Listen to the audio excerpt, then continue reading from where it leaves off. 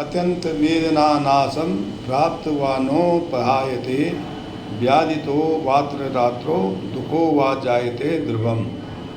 भावार्थ ये है कि कठिन से कठिन वेदना हो या रात को उत्पन्न वाला कोई कष्ट हो, वो समय के साथ अंत निश्चित होता है। अर्थात वेदना भी स्थिर स्थायी नहीं है, और वह जो रात को उत्पन्न होने वाला जो रोग है वो भी स्थिर स्थायी नहीं है। माँ शारदे को नमन। साहित्यिक सचेतना की सभी रचनाकारों, साहित्य प्रेमियों, सनातन प्रेमियों को साहित्यिक सचेतना की ओर से रायसिंह भंडारी द्वारा हार्दिक अभिनंदन।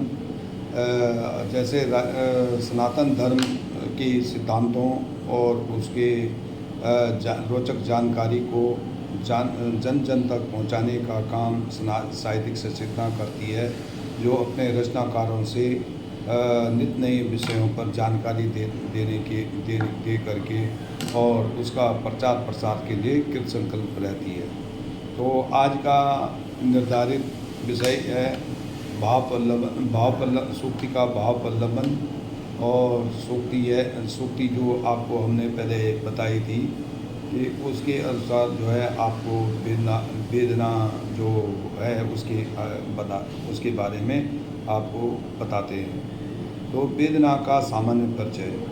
वेदना क्षण भंगुर है, यह सच जान लो, इसके बाद खुशियाँ हैं ये तुम मान लो। अर्थात वेदना क्षण भंगुर है। क्षण भंगुर का मतलब थोड़ी सी कुछ देर के लिए होती है, कुछ देर के लिए वो कष्ट देती है, उसके बाद वो समाप्त हो जाती है, और उसके बाद उसकी खुशियाँ ही खुशियाँ मिल जाती हैं। तो वेदना का सामान्य परिचय ये है कि वेदना भाव चतुष्टय के 4 आयामों में से, जैसे जो वेदना, वीरता, विश्वास और वृत्ति में से एक आयाम है, जो हृदय के अंतर से उत्पन्न होती है और तन मन आत्मा को दुख का अनुभव करवाती है। वेदना का सीधा संपर्क भावनाओं से होता है, जो हृदय से उत्पन्न होती है। वेदना का व्यक्तिगत के रूप में, जब किसी व्यक्ति को किसी हृदय को ठेस या चोट पहुंचती है तो वेदना का भाव जागृत हो जाता है, लेकिन ऐसा सदा के लिए नहीं होता है। वेदना का भाव सदा नहीं रहता, वो अस्थायी भाव रहता है। जब नेत्र किसी करुण दृश्य को देखते हैं तो मन को संदेश पहुंचाते हैं।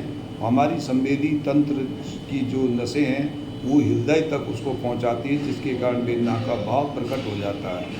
उदाहरण के रूप में, जब किसी के हमारे पाँव में कांटा चुभ जाता है तो उसका दर्द संवेदी नसों के द्वारा हृदय में जाता है, तो हमें तब तक जीव वेदना में रहता है।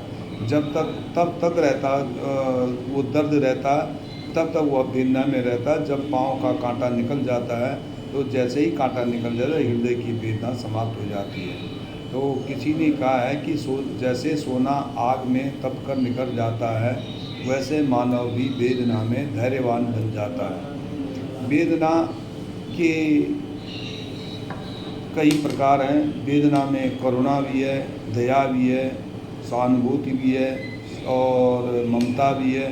तो वेदना एक दया के रूप में किसी व्यक्ति या प्राणी मात्र को कष्ट में देखने में जो भाव हृदय में आते हैं, वह वेदना का दया भाव है। किसी अपंग, वृद्ध, लाचार, दीन, कोमल हृदय में दया आ जाती है, देख करके उनको कोमल हृदय में दया आ जाती है। जब दयालु व्यक्ति उनकी कुछ सहायता करता है तो उसकी वेदना कुछ कम हो जाती है। वेदना एक करुणा के रूप में, दया और करुणा दोनों वेदना के एक प्रकार हैं। किसी नरसंहार हो या युद्ध के मैदान में हो, उनकी चीख पुकार से जो हृदय को भाव स्पर्श करता है, वह एक करुणा है। नारी भी करुणा की मूर्ति होती है, इसलिए उनके और अंदर दया और करुणा का भाव पुरुष से अधिक होता है। लेकिन जब वह दृश्य समाप्त हो जाए तो उसकी अवधि व्यतीत हो जाती है, तो उसके बाद वह वेदना समाप्त हो जाती है। किसी ने कहा कि वेदना मानव को समझने का मौका देती है। वेदना मानव को समझाने का मौका देती है। दया और करुणा का भाव हृदय में भर देती है। तो इस प्रकार से करुणा वेदना जो है, करुणा और दया और सहानुभूति या संवेदना, ये इसके प्रतीक हैं जो हमारे हृदय से भाव उपजे रहते हैं। इसका सूक्ति का दूसरा भाग था कि रात में उत्पन्न होने वाला रोग, जिस प्रकार से हृदय की वेदना भी चिरस्थायी नहीं रहती है, उसी प्रकार रात को उत्पन्न होने वाला कष्ट भी चिरस्थायी नहीं होता है। वह भी सूर्योदय के बाद या तो वेदना समाप्त हो जाती है, उसकी जो कष्ट है वो समाप्त हो जाता है, या उपचार के द्वारा उसका कष्ट समाप्त हो जाता है। इसलिए अथर्ववेद में कहा है कि वेदना मनुष्य से गुरु, अर्थात वेदना मनुष्य के जीवन की सच्चाई समझा देती है, क्योंकि वेदना ही उसको गुरु के रूप में सिखाती है। धन्यवाद। राय सिंह भंडारी, गुड़गांव।